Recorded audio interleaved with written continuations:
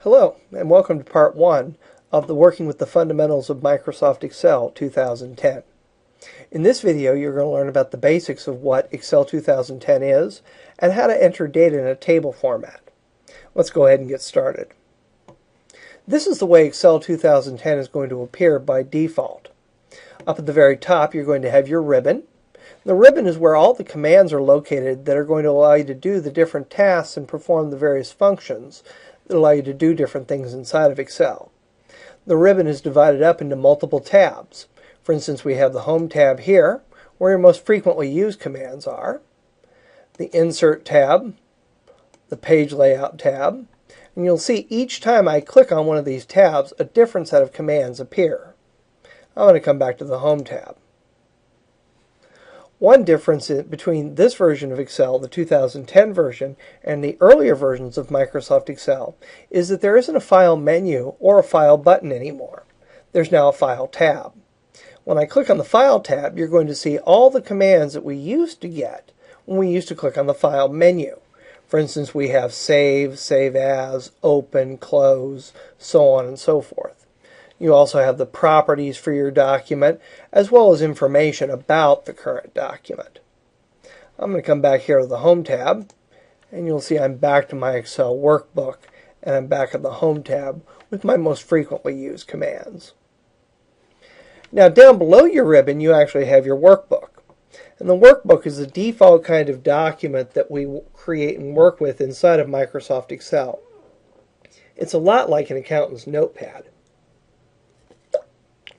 You can see here, looking in the lower left-hand corner, this workbook has 3 sheets inside of it. Sheet 1, Sheet 2, and Sheet 3. Each sheet is divided into columns and rows, and each column and row is labeled with either a letter for the columns or a number for the rows. Where a row and a column come together, that's called a cell. If I click on a cell, that cell becomes active, and you'll see that both the column and the row are highlighted, and it now has a thick border around it. The active cell is also labeled right up here in your name box. The label or the address for a cell is determined by its position in a column and a row. So this is cell B3. This would be cell D5. And again, you can always tell the address of the active cell by looking right here in your name box. You can move the active cell around by clicking, or you can move it around by using the arrow keys on your keyboard. Finally, using the Tab and the Enter key will work for entering data into an Excel workbook.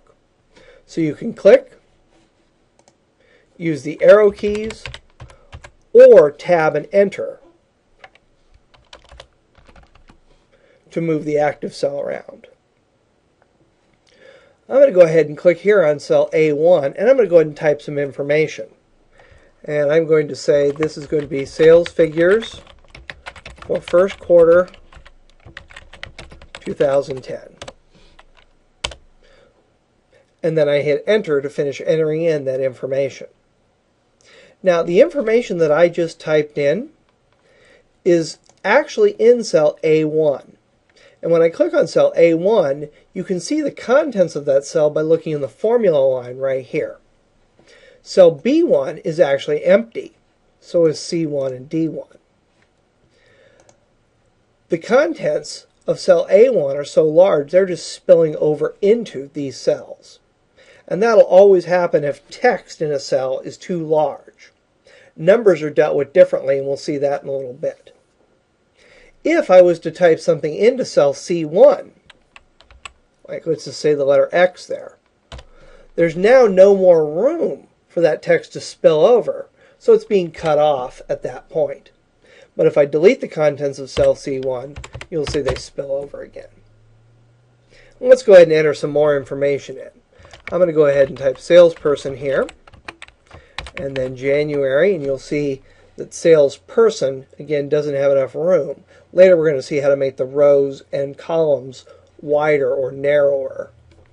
I'll continue typing here, February, March, total. And now I'm going to hit enter, and you're going to see enter moves me down one row and back to where I began entering data in. So I can now go ahead and type my salespeople's names and total. You can also select a block of cells or a range of cells in Excel. I'm going to go ahead and highlight this block of cells right here.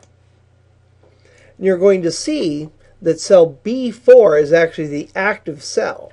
You can see that in the name box.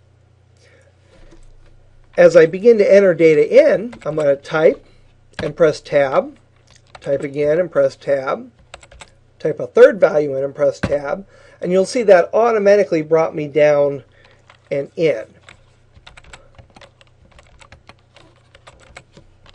And I'll hit enter. That brings me down. If I use the arrow keys, I lose that range. And I'm just going to go ahead and manually enter in the rest of these values here. So you'll see how easy it is to enter data into an Excel worksheet.